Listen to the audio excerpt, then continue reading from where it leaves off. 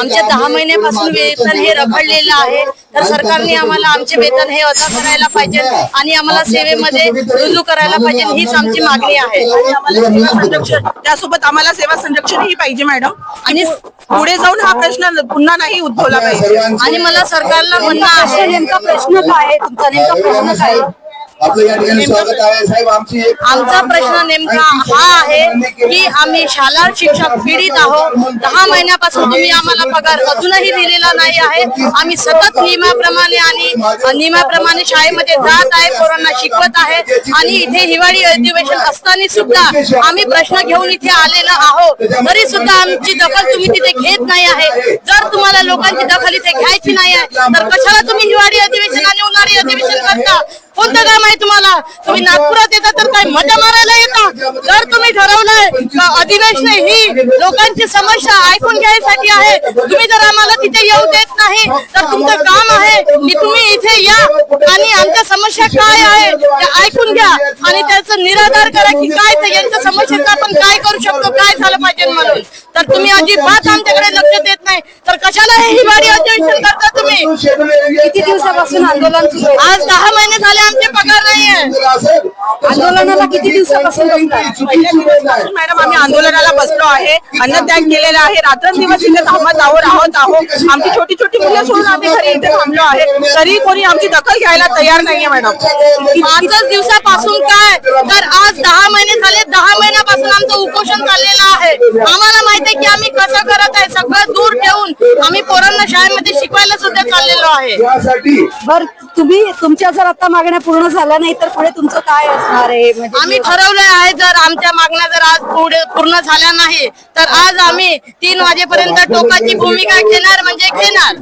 त्यासाठी आम्ही मरण्यापर्यंत जायला तयार आहोत मॅडम. तुमच्या पगार पाहिजे. या आंदोलनाला कोणी भेट दिली नाही का आतापर्यंत?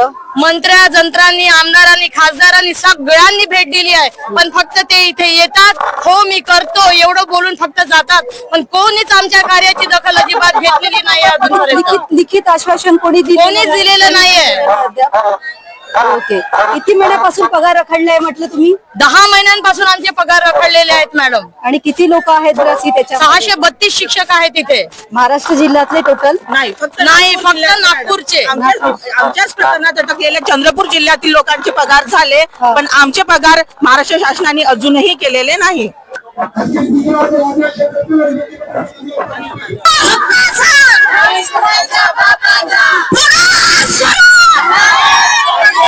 हॅलो येत आहे का मॅडम? इकडून जा ना तुम्ही.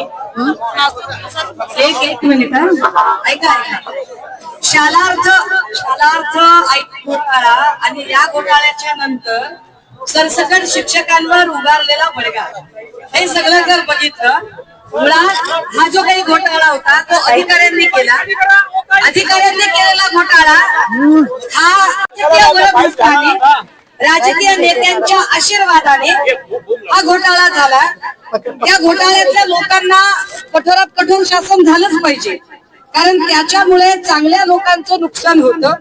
त्यामुळे ज्या अधिकाऱ्यांनी हे केलं असेल त्यांना शासन झालंच पाहिजे आणि त्याच्यासाठी आपण सुद्धा आग्रही असलं पाहिजे. पण तो घोटाळा उघडकीस आला म्हणून सरसकट संपूर्ण जिल्ह्यातल्या लोकांनाच वेठीस धरायचं आणि त्यांचे पगार बंद करायचे, हा काही मानवीय निर्णय असू शकत नाही.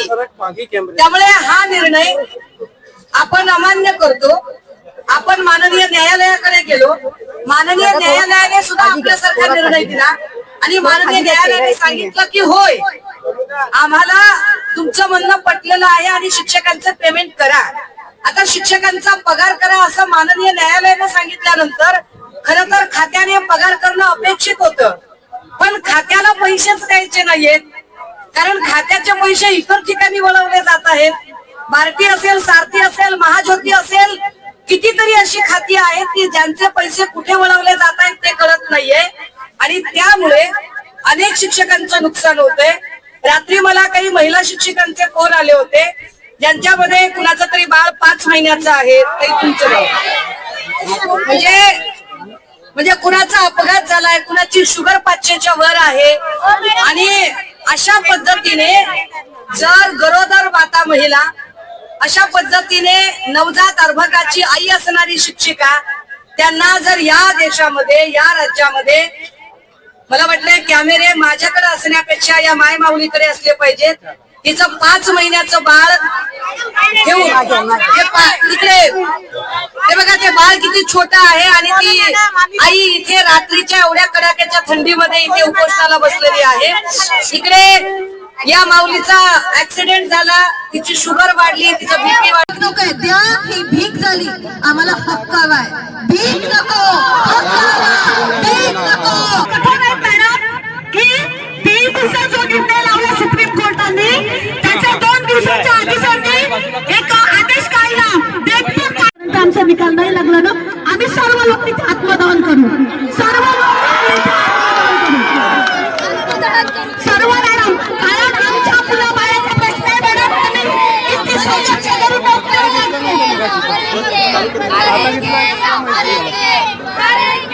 आम्ही कुठेही अप्रामाणिकपणा दाखवत नाहीये. एक मिनिट लक्षात घ्या. मी तुमचा संताप समजू शकते. मी काही सत्ताधारी लोकांचा भाग नाही, पण एक गोष्ट महत्त्वाची आहे की आपलं आंदोलन हे लोकशाही मार्गानेच झालं पाहिजे. आपण कुठल्याही प्रकारे कुठल्याही पद्धतीने उद्रेक होता कामा नये. कारण सरकारला तुम्ही मेलात तर काही फार फरक पडत नाही. फार तर तुम्हाला 5 लाख रुपये देऊन ते प्रकरण संपवतात, पण तुम्ही मेलात तर तुमच्या कुटुंबाला फरक पडतो. त्यामुळे तुम्ही सरकारला दाखवण्यासाठी नका मरू, तुम्ही तुमच्या कुटुंबाला दाखवण्यासाठी जगा. ते जास्त महत्त्वाचं आहे. तुमचं जगणं, तुमचं लढणं जास्त महत्त्वाचं आहे. तुमची बाळं आणि तुमचं सगळी फॅमिली महत्त्वाची आहे.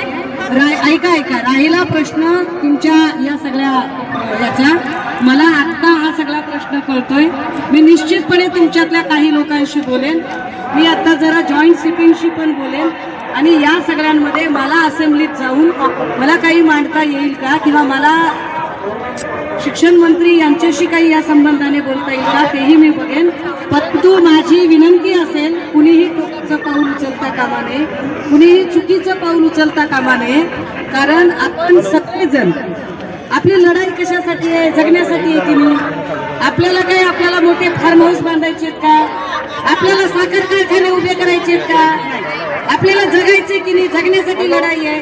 अरे मग जगण्यासाठी लढाई आहे तर आत्मदानाची भाषा का बरं करताय? आईला आपण मरण्यापेक्षा दुसऱ्याला मारायची भाषा केली पाहिजे. आपण मरायचं नसतंय.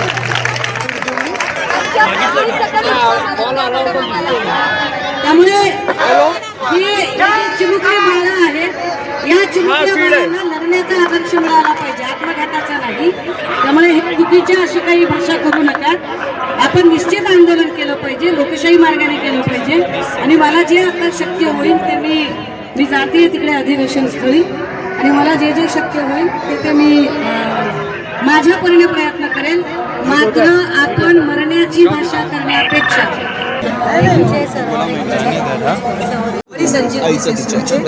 और जो माधुरी सावरकर है, जिन माधुरी सावरकर के लिए इन लोगों में एक गुस्सा भरा पड़ा है, उन माधुरी सावरकर का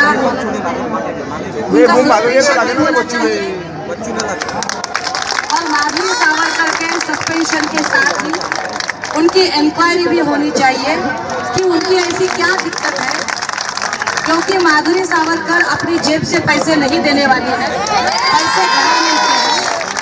अगर कोर्ट कह रहा है कि आपको पेमेंट करना है तो माधुरी सावरकर हो या कोई हो, वह उसे रोक नहीं सकते। और अगर आप किसी पॉलिटिकल पार्टी के दबाव में आकर या पॉलिटिकल लीडर के रहते अगर आप ऐसे डिसीजन लेती है तो माधुरी सावरकर आप नौकरी छोड़कर राजनीति ज्वाइन क्यों नहीं करती? हम अभी, लेकिन इसके साथ ही मेरे सारे आंदोलक भाई बहनों से अपील है कि कृपया कोई अनुचित कदम ना उठाए। लड़ना लाजमी है, किंतु आपके मरने से सरकार को कोई फर्क नहीं पड़ता है। आपके लड़ने से, आपके मरने से आपकी फैमिली को फर्क पड़ता है ना बच्चा?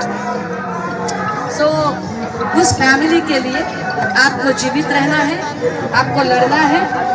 बोलो बच्चा।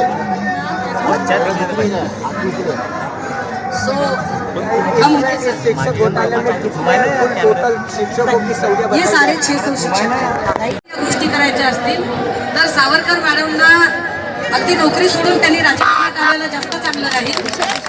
आमची या आंदोलकांच्या मार्फत ही विनंती असेल की या 650 शिक्षकांचे पगार एक तर सुरळीत झाले पाहिजेत। माधुरी सावरकर नावाची जी अधिकारी आहे जी अत्यंत असंवेदनशीलतेने वागत आहे, कारण इतक्या दिवसात मी समजू शकते की माननीय मंत्री महोदयांना वेळ नसेल मिळाला, पण